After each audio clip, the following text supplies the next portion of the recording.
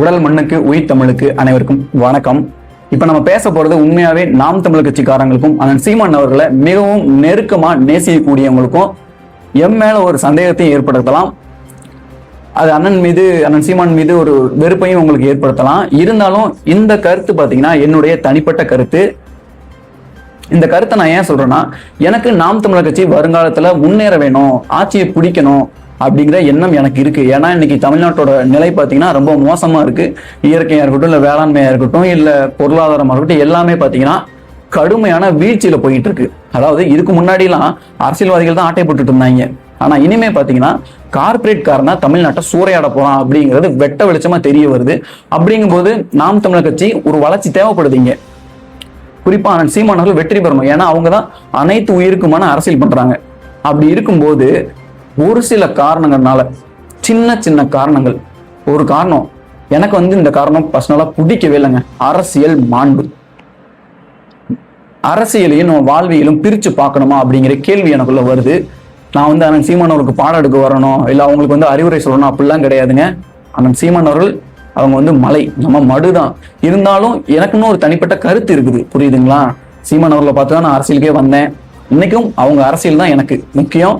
இன்னைக்கு இல்லை, என்னைக்கு அதை நம்ம மாற்ற போறதும் கிடையாது, விட்டு கொடுக்க போறதும் கிடையாது. இருந்தாலும் எனக்குன்னு ஒரு கருத்து இருக்கு.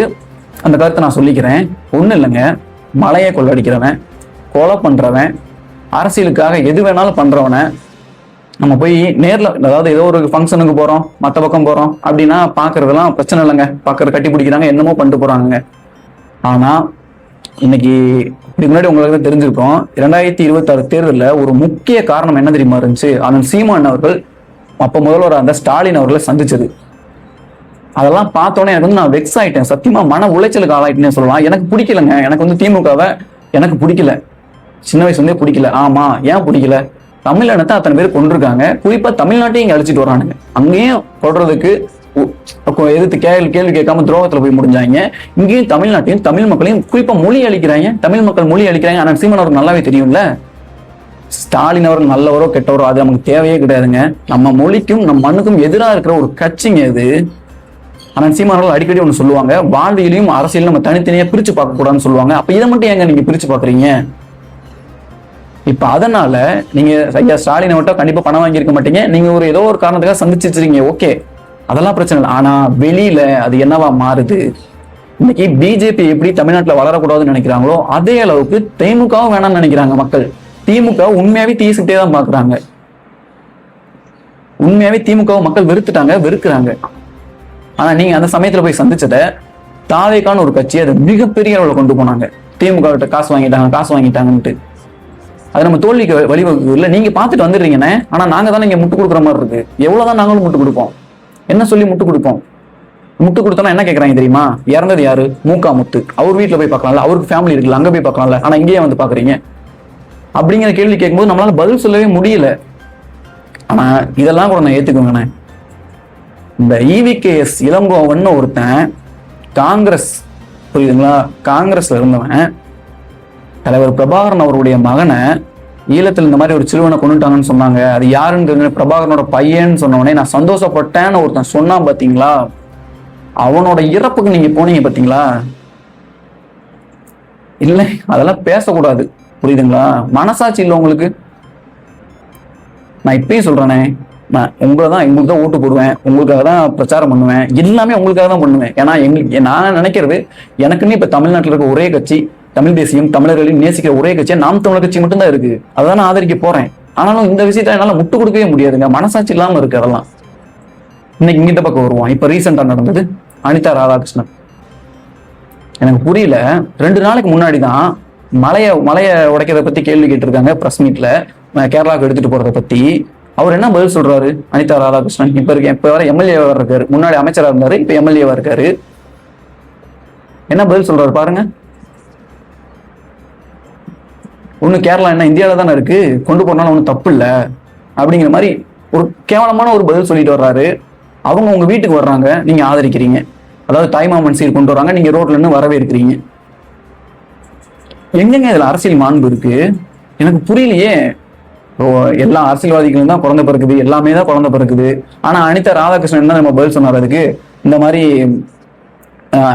கைல்வெளி அக்கா இருக்காங்கல்ல, அவங்களுடைய அப்பாவும் நானும் வந்து நல்ல நண்பர்கள். நான் வந்து கைல்வெளி அவர்கள் அண்ணாவா தங்கச்சியா பாக்குறேன், அதனால நான் தாய்மாமன் சீர் கொண்டு வந்தேன் அப்படின்றாங்க.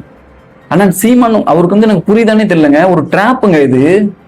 உறவாடி கெடுக்கிறதுன்னு சொல்லுவாங்கல்ல, அதை பண்ணிட்டு இருக்காங்க திமுக.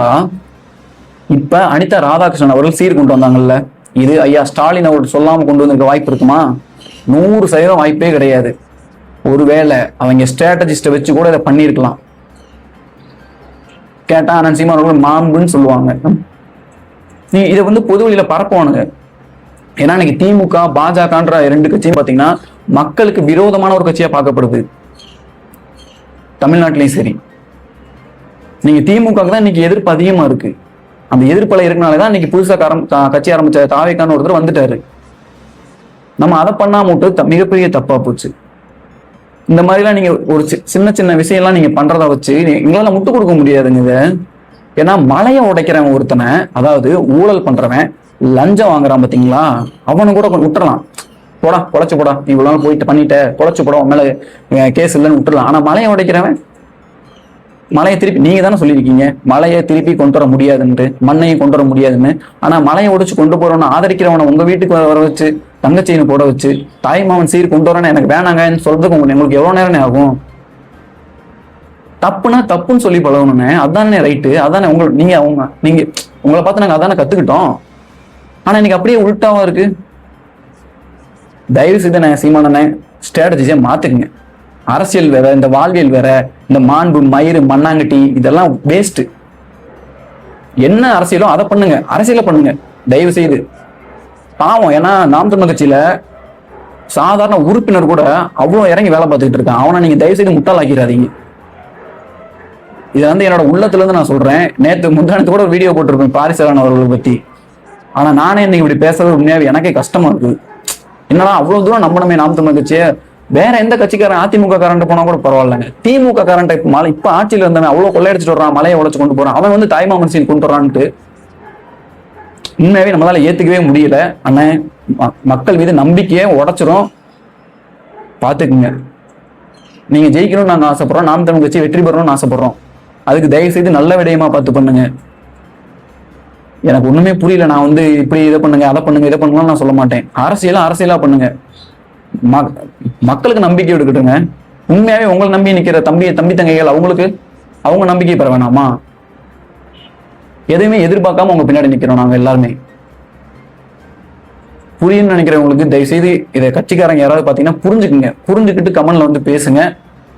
நீங்களும் ஒரு நிமிஷம் யோசிச்சு பாருங்க, இதெல்லாம் மாத்திக்கணுங்க. யாராவது தலைமையில இருந்து யாராவது இந்த வீடியோ பாத்தீங்கன்னா தயவு செய்து அண்ணன் சொல்லுங்க.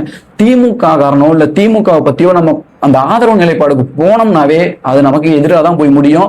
ஏன்னா நாம் தமிழ் கட்சி ஆரம்பிக்கப்பட்டதே திமுக எதிர்த்து தான்.